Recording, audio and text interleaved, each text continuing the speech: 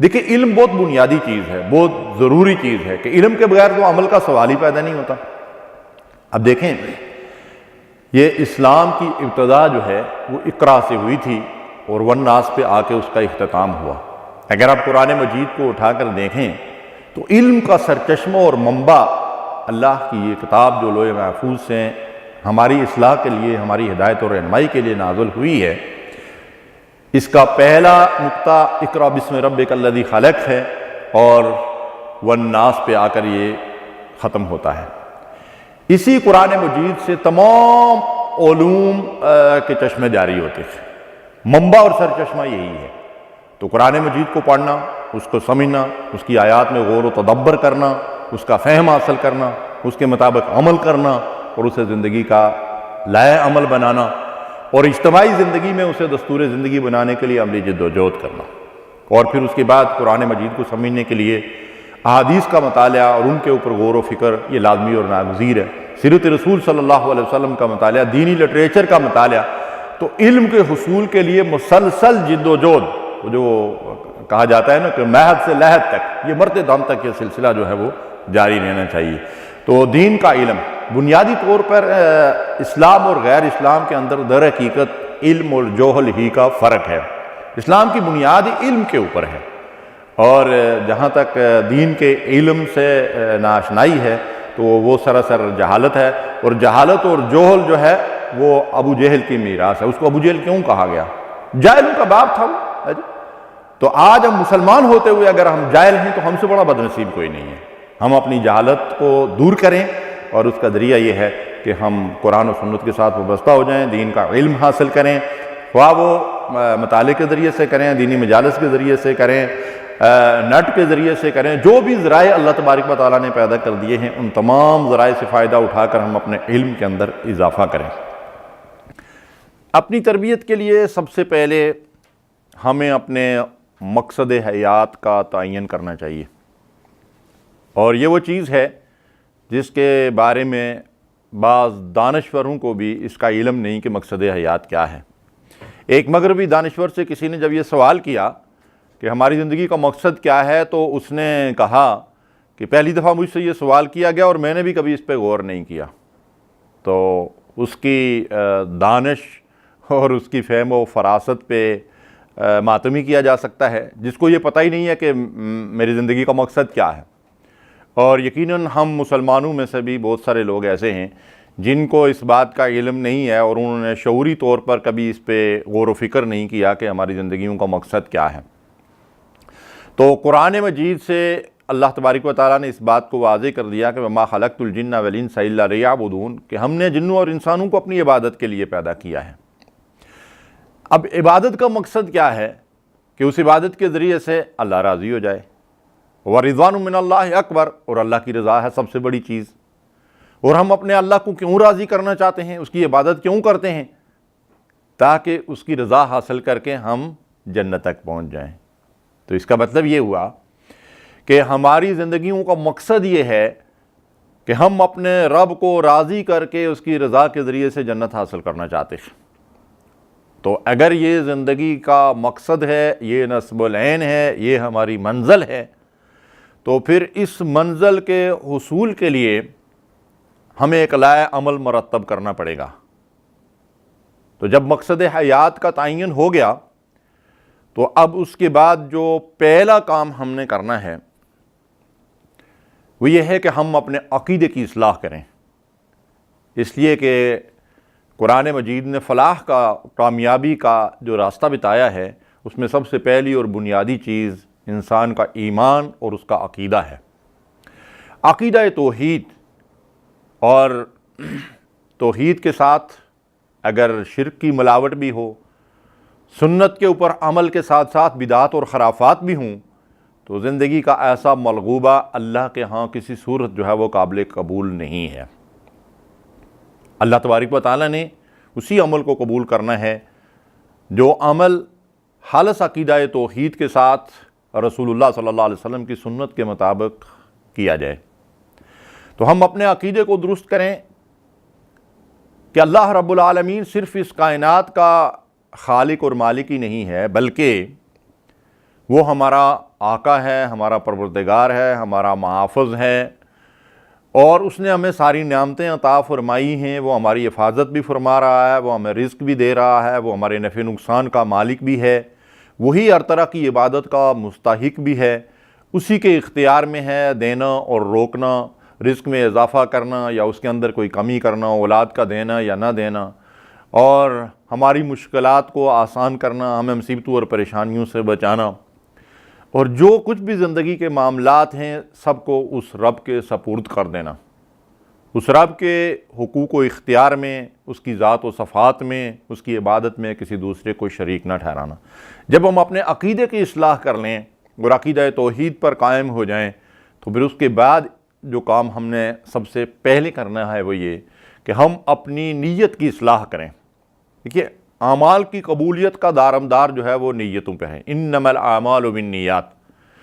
یعنی عمل کے پیچھے جو نیت ہوگی اس کی بنیاد پہ اعمال قبول ہوں گے۔ حدیث میں آتا ہے کہ کئی لوگ ایسے ہوں گے کہ قیامت کے دن ان کے پاس ڈھیروں اعمال ہوں گے لیکن وہ راکھ کا ڈھیر ثابت ہوں گے، اس لیے کہ ان کی نیتوں کے اندر خلوص نہیں تھا۔ وَمَا أُمِرُوا إِلَّا لِيَعْبُدُوا اللَّهَ مُخْلِصِينَ لَهُ الدِّينَ، اللہ فرماتے ہیں کہ ہم نے لوگوں کو اس کے سوا کسی چیز کا حکم نہیں دیا تھا کہ وہ دین اور اطاعت کو ہمارے لیے خالص کر دیں۔ تو اللہ تبارک و تعالیٰ کو وہ عمل قبول ہے جو صرف اور صرف اس کو راضی کرنے کے لیے کیا جائے۔ تو جب ہم نے مقصد زندگی کا تعین کر لیا کہ اللہ کی رضا حاصل کر کے اس کی جنت تک پہنچنا ہے، تو جو بھی عمل ہم کریں ہم اس میں اللہ کی رضا کو پیش نظر رکھیں۔ شہرت، دکھلاوا، ناموری اور کسی اور مقصد کے لیے کوئی بڑے سے بڑا عمل، جہاد جیسا عمل، انفاق فی سبیل اللہ کا عمل، نماز روزے کا عمل، کچھ بھی ہو، سب کچھ رائے گاں چلا جائے گا، اس کی کوئی حیثیت نہیں، بلکہ الٹا اس پہ مواخذہ کیا جائے گا اللہ تعالیٰ کی طرف سے۔ اس لیے اپنی نیتوں کو درست کر لیں اور نیت کو اللہ کی رضا کے لیے خالص کر لیں، اور خالص نیت کے ساتھ تھوڑا عمل بھی نجات کے لیے کافی ہو جائے گا، اور اگر نیت کے اندر خلوص نہیں ہے تو ڈھیروں اعمال تباہ و برباد ہو جائیں گے، راکھ کا ڈھیر ثابت ہوں گے۔ جب ہم نے اپنی نیت کو درست کر لیا تو پھر اس کے بعد ہم اللہ تبارک و تعالیٰ کے حضور سچی توبہ کریں اور کثرت سے استغفار کریں۔ توبہ استغفار کا فائدہ یہ ہوگا کہ ہمارے سابقہ سارے گناہ دھل جائیں گے اور ہمارا نامہ اعمال بالکل شیشے کی طرح صاف ہو جائے گا۔ اس لیے کہ توبہ کا عمل ایسا ہے کہ نبی کریم صلی اللہ علیہ وسلم نے فرمایا کہ جب بندہ توبہ کرتا ہے تو وہ گناہوں سے پاک اور صاف ہو جاتا ہے، گویا کہ اس نے گناہ کیا ہی نہیں، یعنی توبہ خالص ہو اور اس کا طریقہ بھی صحیح طریقے سے سنت کے مطابق درست ہو۔ اگر ہم سے کوئی بچری کمزوری سے کبیرہ گناہ سے ارزد ہوا ہے تو کبیرہ گناہ توبہ کے بغیر صرف نیک اعمال کے ذریعے سے، صرف استغفار پڑھنے سے معاف نہیں ہوتے۔ اور توبہ کا صحیح طریقہ حدیث کی روشنی میں یہ ہے کہ آدمی اچھی طرح وضو کرے، 2 رکعت نماز پڑھے، اور اس کے بعد اللہ تبارک و تعالیٰ سے نادم اور شرمندہ ہو کر ان گناہوں سے معافی طلب کرے، اور اس کے بعد اللہ تعالیٰ کے حضور یہ عہد کرے کہ آئندہ اس گناہ سے دور رہے گا اور آئندہ اپنی زندگی اللہ کی اطاعت میں بسر کرے گا۔ اور اگر اس گناہ کا تعلق حقوق العباد سے ہے تو اس بندے سے جو ہے وہ حق معاف کروانا یا اس کا حق ادا کرنا، تب جو ہے توبہ کی جو ہے وہ شرائط پوری ہوتی ہیں۔ تو خالص توبہ جب ہم کر لیں گے تو الحمدللہ ہم ایک نئی زندگی کا گویا کے آغاز کریں گے۔ اور پھر اس کے ساتھ ساتھ ہمیں اس بات کی بھی کوشش کرنی چاہیے کہ استغفار بھی کثرت سے جو پڑھتے رہیں۔ اللہ کے حبیب علیہ الصلاۃ والسلام جو معصوم عن الخطا اور سید المعصومین تھے، وہ فرماتے ہیں کہ میں دن میں 70 مرتبہ سے زیادہ، اور دوسری روایت میں آتا ہے کہ میں دن میں 100 مرتبہ اللہ کے حضور استغفار کرتا ہوں۔ تو کثرت سے استغفار بھی کرنا چاہیے۔ استغفار کا مطلب بھی یہی ہے کہ آدمی اپنے گناہوں پہ نادم اور شرمندہ ہو رہا ہے اور اللہ کے حضور توبہ طائب کر رہا ہے کہ یا اللہ تو میرے گناہوں کو، میری بدعمالیوں کو، میری خطاؤں کو بخش دے اور معاف کر دے۔ تو اس توبہ کے عمل کو بھی تسلسل کے ساتھ جو ہے وہ جاری اور ساری رہنا چاہیے۔ اس کے بعد ایک کام ہم نے یہ بھی کرنا ہے کہ فرائض کی پابندی اور کبائر سے اجتناب، یعنی اپنی اصلاح کے لیے یہ نکات جو میں آپ کی خدمت میں پیش کر رہا ہوں، دیکھیے ان نکات کے اندر اضافہ بھی کیا جا سکتا ہے، ان میں کچھ کمی بھی کی جا سکتی ہے، لیکن یہ وہ چیزیں ہیں جن کو قرآن و سنت سے اخذ کیا گیا ہے، جو ہماری اصلاح و تربیت کے لیے ناگزیر اور ضروری چیزیں ہیں۔ فرائض کی پابندی اور کبائر سے اجتناب، کہ جو بھی چیزیں اللہ تعالیٰ نے ہم پر فرض کی ہیں، سب سے پہلے اللہ قیامت کے دن ہم سے انہی فرائض ہی کے بارے میں بات پرس کرے گا۔ جہاں تک نوافل کا تعلق ہے، دوسرے مستحبات ہیں، نیک اعمال ہیں، تو اگر فرائض میں کوئی کمی رہ جائے گی تو ان کو پورا کر دیا جائے گا، لیکن بنیادی چیز جو ہے وہ فرائض ہے۔ اللہ تبارک و تعالیٰ کو سب سے زیادہ محبوب وہ عمل ہے جس کو اس نے ہمیں خود حکم دیا ہے، اور فرائض سے مراد صرف یہی نہیں ہے کہ نماز، روزہ اور ارکان اسلام جو ہیں وہی فرائض ہیں۔ دیکھیں رزق حلال کا کمانا کیا فرض نہیں ہے؟ اور خواتین کے لیے پردہ کرنا کیا فرض نہیں ہے؟ کیا رشتہ داروں کے ساتھ صلہ رحمی کرنا فرض نہیں ہے؟ کیا پڑوسیوں کے حقوق ادا کرنا فرض نہیں ہے؟ کیا والدین کا احترام فرض نہیں ہے؟ اس لیے یوں سمجھ لیجئے کہ فرائض سے مراد یہ ہے کہ وہ سارے نیک عمل جن کو اللہ اور اس کا رسول پسند کرتے ہیں، جن کا دین میں ہمیں حکم دیا ہے، ان کا اہتمام کرنا اور کبائر سے بچنا۔ جو بھی کبیرہ گناہ ہیں اگر ہم ان سے بچیں گے تو انشاءاللہ ہمیں صغیرہ گناہوں سے بھی بچنے کی اللہ توفیق دے گا، اور صغیرہ گناہ نیک اعمال کے ذریعے سے بھی معاف ہو جاتے ہیں، جبکہ کبیرہ گناہ سچی توبہ کے بغیر اور ان گناہوں کو چھوڑے بغیر جو ہے وہ معاف نہیں ہوتے۔ تو اس طرح سے اگر ہم اللہ تعالیٰ کی نافرمانیوں سے بچیں گے اور فرائض کی پابندی کریں گے اور اس کے ساتھ ساتھ تمام نیک اعمال کا بھی اہتمام کریں گے تو انشاءاللہ ہماری زندگی کی جو ہے اصلاح ہوتی چلی جائے گی۔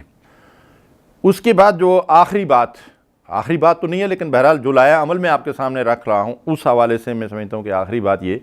کہ اگر ہم یہ سارے کام بھی کر لیں لیکن ہم اپنے وقت کو ضائع کریں اور فضولیات کے اندر جو ہے وہ لگے رہیں تو اللہ کی بہت بڑی نعمت جو ہے وہ وقت ہے، مہلت ہے، فرصت ہے، عمر ہے، زندگی ہے، اور یہ سب وقت ہی کے مختلف نام ہیں۔ تو اللہ کے نبی صلی اللہ علیہ وسلم نے ارشاد فرمایا، من حسن اسلام المرء ترکہ ما لا یعنی، آدمی کے اسلام کی خوبی اس میں ہے کہ وہ لا یعنی باتوں سے کنارہ کشی اختیار کر لے، یعنی انسان غیر ضروری چیزوں سے جو ہے وہ اجتناب کرے۔ اپنے وقت کی حفاظت کیجئے، گویا کہ وقت کی حفاظت آپ کی زندگی کی حفاظت ہے، سب سے قیمتی سرمایہ کی آپ حفاظت کر رہے ہیں، اور وقت